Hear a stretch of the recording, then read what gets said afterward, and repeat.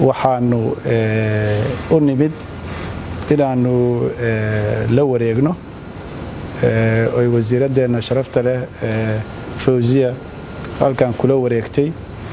kaalmo iyo deeqsinimo ah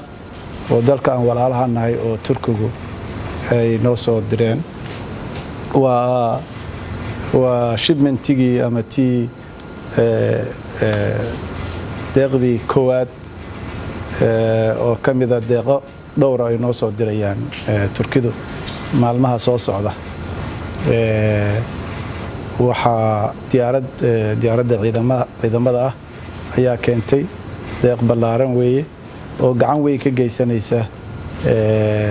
ka hortagga iyo la tacaalidda ama daaweynta COVID-19 ama jiradan dunida gilgishay coronavirus ay dhahaan qalabka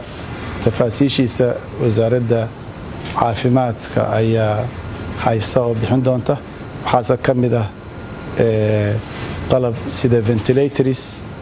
waxaa ka mid ah qalabka lagu baaro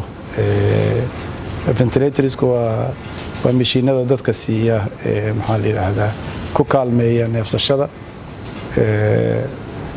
waxaa kaloo ka mid ah qalabka la isku baaro kalkaaliya waxyaabahan auxiliary-ga la yiraahdo oo gacan ka geysta iyo qalabka qalabka hortagid jirada nafteeda marka waxaan anigoo ku hadlaya magaca shacabka Soomaaliyeed iyo xukuumadda Soomaaliyeed magaca madaxweynaha iyo ra'iisul wasaaraha iyo magaca saaxiibadayda wasiirada aan halkan isla joogno saaka soo dheelmaday waxaanu u mahadnaqaynaa dawladda Turki iyo ambassadorkeeda sharafta leh iyo shacabka Turki xukuumad iyo shacabba sida deeqsinimada iyo walaaltinimada leh oo markasta ay noo garab taagan yihiin